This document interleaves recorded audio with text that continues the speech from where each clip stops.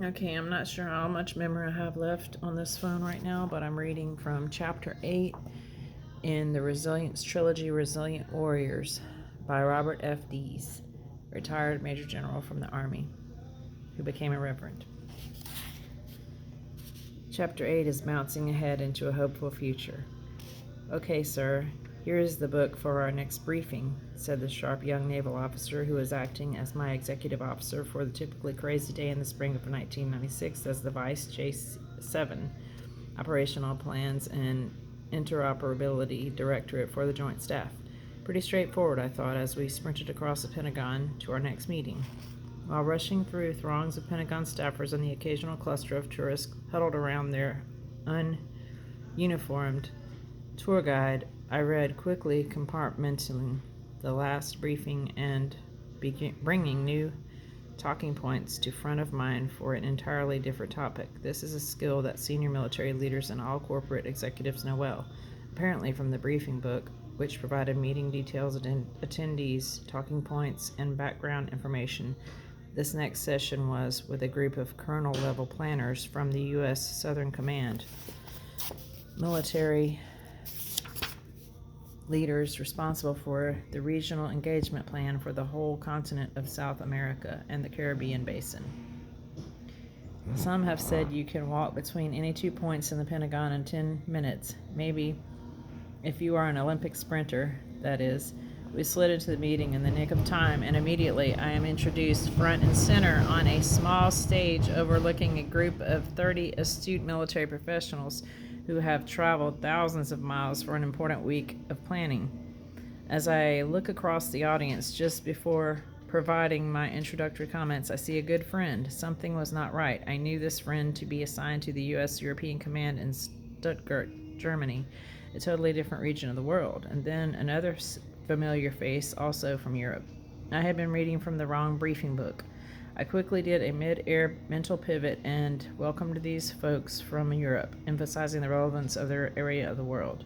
That was close. I almost missed the mark badly and confused a lot of people in the process. I'm sure that never happens to you. In a scene reminiscent of the Pentagon close call, Kathleen and I in February 2009 found ourselves at Fort Bliss, Texas. I've been there. Visiting in the Hope Chapel with Command Chaplain Colonel Ron Hugler and his very talented wife Sue, a retired colonel and former Army nurse herself. Not having truly focused on the specific troop deployment status of Fort Bliss units, I was geared on the specific troop deployment status of Fort Bliss units. I misread that. I was geared to provide my normal orientation about the wounds of war and the challenges faced by our military society.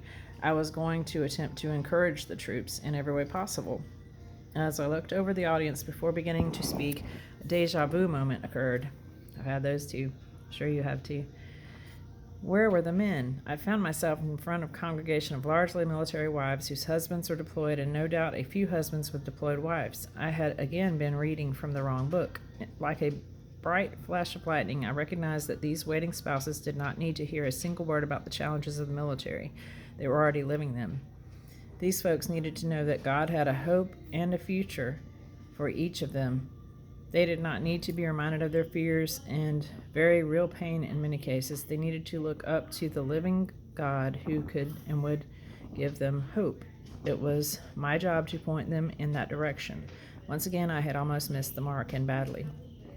As we continued our discussion of bouncing back, it is of uppermost importance for us to not miss the mark as we contemplate and envision the hopeful future that God has planned for each of us.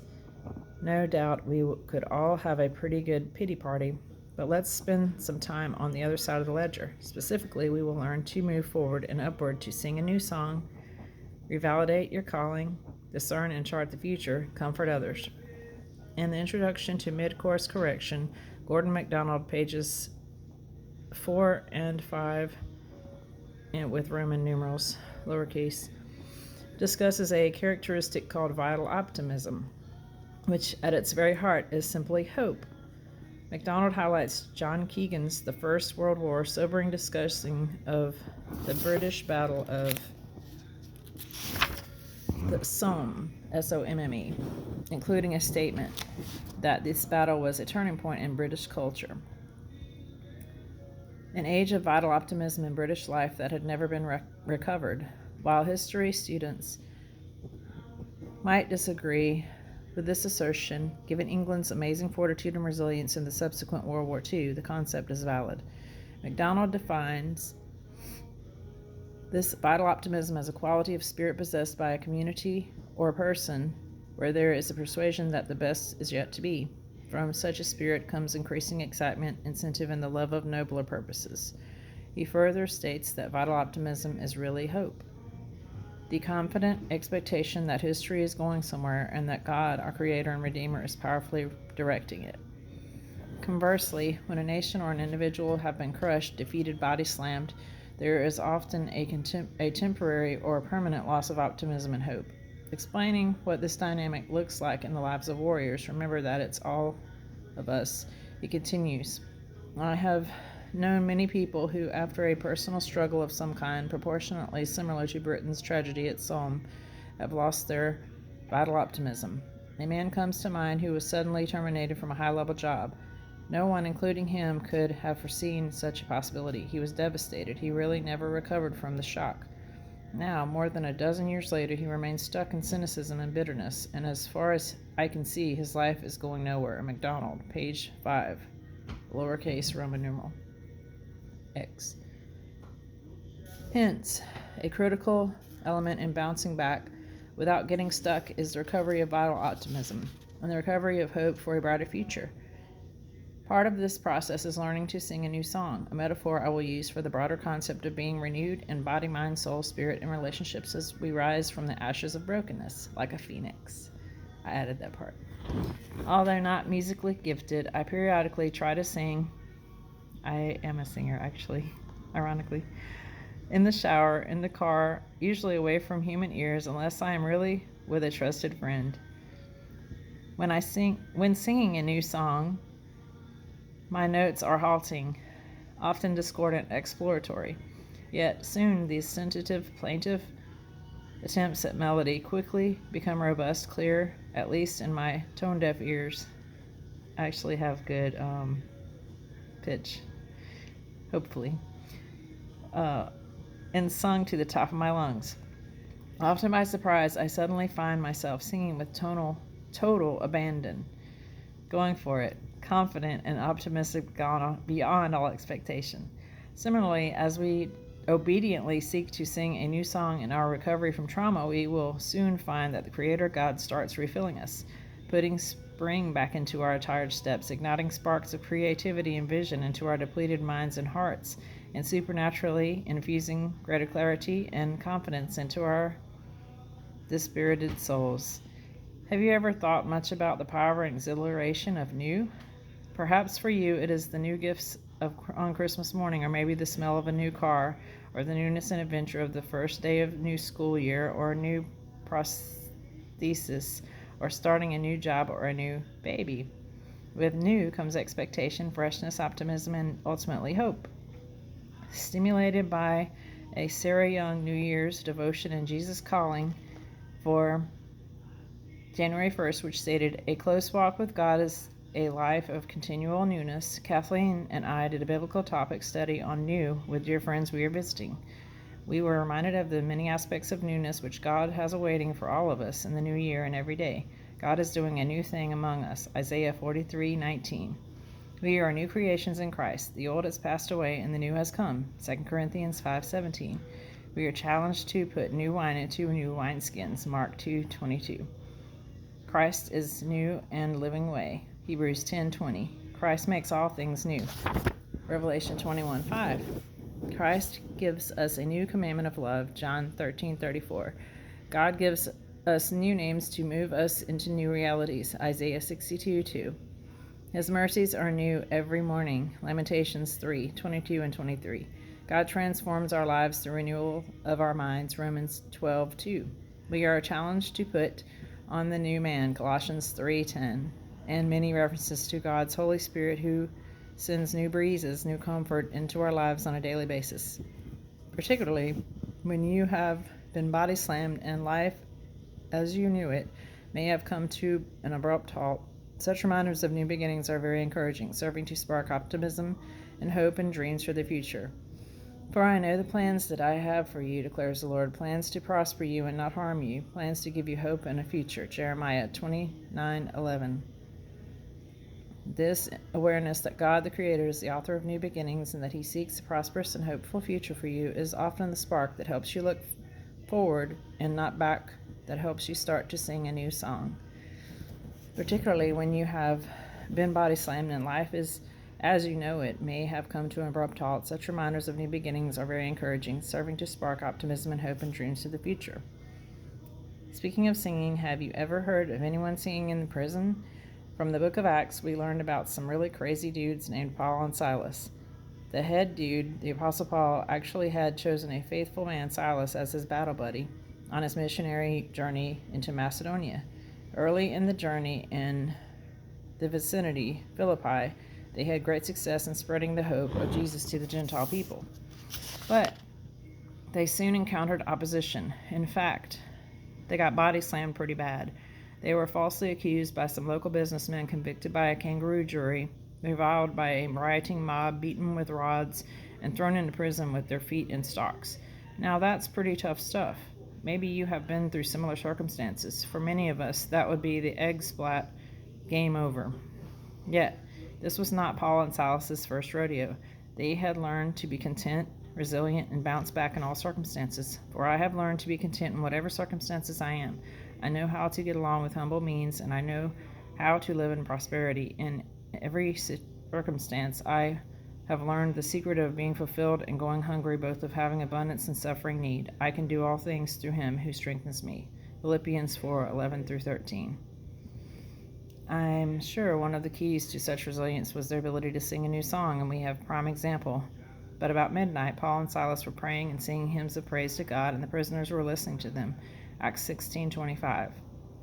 I'll leave it to you to read the remainder of the amazing account of the ensuing earthquake and salvation of the jailer who was charged with ensuring their captivity. But let's not miss the point regarding resilience.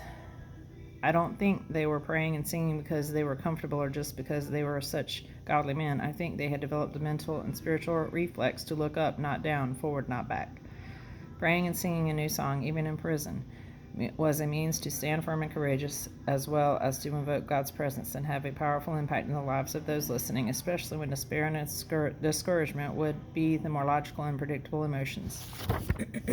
So, it is with each of us. If we are to bounce back and not get stuck, then we must at some point sing a new song, which may include actual singing, but more importantly, new beginnings, new dreams, new life-giving relationships, and new depth of meaning and purpose with God who created you, loves you, and has good plans for you in the future. Develop the mental and spiritual reflex to look up, not down, forward, not back. Revalidate your calling, discern and chart the future. When one seeks to sing a new song, to move beyond the land between to the promised land, again alluding to the wanderings of the nation of Israel, it is useful to have a process by which to discern and chart the future. A gentleman in Dallas, Texas, jump-started my thinking about this when he introduced me to the concept of a personal board of directors. In essence, for times of decision and transition, one creates a small group consisting of 3 or 4 couples that constitutes your personal board for a predetermined limited duration. As mentioned previously, when one is rebounding, they are particularly vulnerable to making premature or unwise life decisions. Hence, making yourself and your spouse open and accountable to this small board of friends is extremely valuable. During those long days at the Pentagon working on the Army staff and the Joint Staff, I became familiar with a process called zero-based budgeting, a technique where one wipes the slate clean and identifies requirements, costs, and priorities from the ground up. Similarly, a useful tool to assist you in your personal board is to create a personal life budget from the ground up. This is not a dollars and cents budget to examine financial expenses and revenues. Rather, it is a budget that shapes the allocation of personal time, passions, energies, relational investments, and professional endeavors. Starting with a clean slate, look at the fixed costs of one's life, the must-dos, the true priorities. This piece represents a golden opportunity to reestablish healthy, biblical life patterns that stand test of time, escaping unhealthy or unproductive ruts that you may have fallen into over time. It's sort of like an extreme makeover. Start with a clean slate. Look at fixed costs of one's life, the must-dos, the true priorities.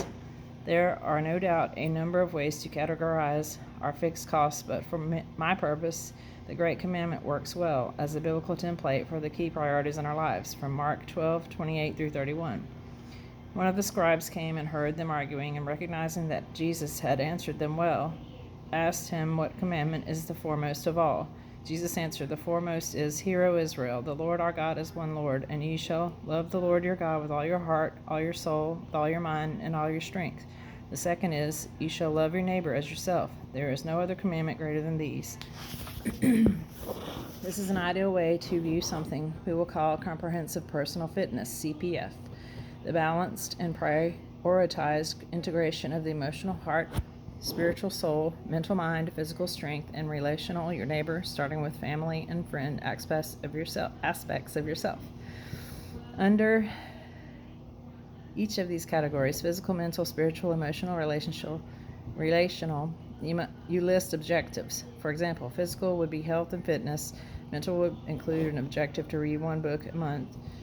Spiritual may involve daily devotion, honoring the Sabbath, participation in a weekly small group. Emotional may involve practices to maintain a balanced, positive outlook. Relational would be activities that enhance relational health, such as participating in a small study group with others, recreation together with a best friend, and healthy family practices. From a personal life budgeting perspective, a realistic assessment of the time and energies these objectives require will be extremely valuable. When you capture these comprehensive personal fitness CPF factors across all the categories of first importance in your life, you form a values map. The map depicts your most basic core values that you seek to live out, as well as the realities of time, focus, and energy to actually do it. This exercise is also an important reminder that there is a very real cost to such a grounded and balanced lifestyle, but that the rewards are incalculable, particularly for those who are bounding back or in major life transition. This exercise is also an important reminder that there is real cost to such a grounded and balanced lifestyle, but that the rewards are incalculable, particularly for one who is bouncing back or in a major life transition. That's a recap. He likes to do those. Laying out this values map with your personal board of directors is a tangible way to put your money where your mouth is, to operationalize Jesus' exhortation in the Sermon on the Mount, to establish clear priorities and live them out. But seek first his kingdom and his righteousness, and all these things will be added to you. Matthew 6:33. Next, look at the variable costs in your personal life budget. With the remaining time left in one's year, including the time devoted to rest, one then budgets the variable costs. These are decisions over which we have full control, consisting of the discretionary allocation of remaining time, passion, and energies across personal and professional domains. Time is a precious commodity. You will have to make tough decisions about how to use this non-renewable resource. After reserving time for your value, priorities, and professional options, which greatly depend upon your stage in life, will now compete across roughly 2,000 hours or less in a full year, assuming 5 8-hour work days, 5 days a week for 50 weeks of the year. I encourage you not to scoff at what may seem to be a small number devoted to your professional life. Although your particular role in the military or in business may exact far more of you for a season, you will quickly deplete your well of courage if you constantly burn the candle at both ends. You'll run out of margin, as Eric Swinson so aptly addresses in his book, Margins. We'll talk about this much more in our second part of the Resilience Trilogy, Resilient Leaders. The basic questions now become how to spend these remaining hours and how to draw boundaries and expectations in the family and community and workplace. This will take the form of a mission map, which includes key areas of endeavors. For Kathleen and me, the mission map involves categories such as speaking, writing, consulting, and advising in our ministry to troops and their families. These areas will be different for each person and couple, reflecting different gifts, skills, life experiences, and passions. Under the categories, one lists the options under consideration. For example, under consulting, I might consider devote 25% of my professional time to consulting for Company X. There goes 500 hours. Do I really want to do that? Can I afford it? In terms of time, across all categories, you will clearly find far more hua than dua, as our wise infantry sergeant would say, meaning we have abundant enthusiasm for many activities but lack the ability to truly do them. At least do them well within the context of a balanced lifestyle. All potential outside commitments translate into allocations of time, passion, keyed to your gifts, talents, and life goals, and energy, keyed to your physical stamina and demands upon your physical and mental energies. The overall objective of this personal professional budgeting drill is obviously to deal with the reality of limited time and limited capacity. Obtaining wisdom from the personal board of directors is particularly valuable during the stage, assuming you are sufficiently open and vulnerable. They will provide the invaluable wisdom of many counselors, Proverbs 15:22, as they help you be sufficiently introspective regarding the why and how the future life options you're considering.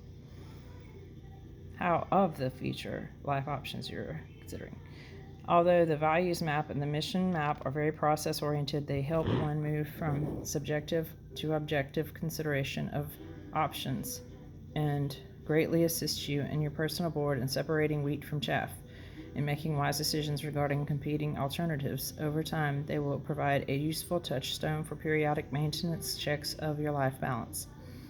As a last piece of wisdom on this subject of discern and chart the future, a highly respected friend in Dallas, Texas, provided another simple nugget. Practice your declinations. In short, he was saying that transition brings new opportunities, many of which you should say no to. The term practice implies that one should learn to say no well graciously, not burning bridges, leaving the door open to future engagements when the time is more opportune. As mentioned in Sing a New Song, the transition, which usually accompanies pain and trauma, is often a cleverly disguised opportunity to build new margin in one's life and regain balance. This includes having a healthy willingness to say no graciously. Comforting others. How will we recognize you? Kathleen asked to determine how we would meet a new friend at a crowded women's conference in Dallas hotel. Lacey Abbott, soon to graduate from Dallas Theological Seminary and enter into ministry to military men and women of the U.S. Air Force Academy, simply responded, "Well, I'm not sure what I will be wearing, but I do walk with a limp." Later on that day, we met Lacey for the first time. Approaching from a distance, she was a strikingly beautiful, statuesque young woman with an exceedingly joyful countenance. And yes, she did limp a little bit on her one leg. While blossoming into a very gifted athlete, this unassuming and wonderfully wholesome Oklahoma teenager experienced a tragic auto accident at age 15, not only ripping away her right leg, but also her hopes and dreams for the future, at least momentarily. This innocent young teen did not deserve this, yet, as with so many others we have written about in these pages, her faith, family, and friends allowed her to weather this tragic blow, to bounce back even higher than before, to accomplish wonderful life goals, and to speak with a unique credibility into the lives of others, particularly those who may have suffered similar tragedy. In other words of Scripture, Lacey became a living epitome of the words in 2 Corinthians 1, 3, and 4. Blessed be the God and Father of our Lord Jesus Christ, the Father of mercies and God of all comfort, who comforts us in all our afflictions, so that we will be able to comfort those who are in any affliction with the comfort with which we ourselves are comforted by God. Not only does God love us and comfort us, He also has higher purposes for our suffering so that we may comfort others. As we do this, God accelerates our own healing process, largely because our focus turns from our own travails to the rewarding opportunity to help others. God truly does give us a unique voice into the lives of others when we encourage them through His strength because we have walked down their paths. No doubt you have seen this in action. For example, combat veterans open up best with other combat veterans, often defying normal generational barriers, young and old warriors together, sharing a common identity and drawing strength from one another. When I introduce our family picture to a group of business professionals, our military wives, or young marrieds, and mention Kathleen and I have a third child, our daughter Amy, who is waiting for us in heaven, Those who have lost a child of their own resonate with our story. This has happened many times since 1975 when we lost our first child, Amy, at birth. Rest in peace. Just recently, a middle-aged mother, also a very accomplished Navy retiree, approached us in tears after an event. She related that she had lost 2 children at young ages and was willing to be vulnerable with someone who perhaps had experienced the same heartache. When we walk with a limp, we are often able to uniquely comfort others. And so it is. Vietnam veterans Alan Clark and Phil Downer, Gold Star parents Susan and Deacon Collins, Iraq wounded warrior Scotty Smiley, and his amazing caregiver wife Tiffany, the resilient and joyful victim of drunk driver Lacey Habakkuk, and so many others have this unique ability to comfort others, largely because they walk with a limp, and don't we all?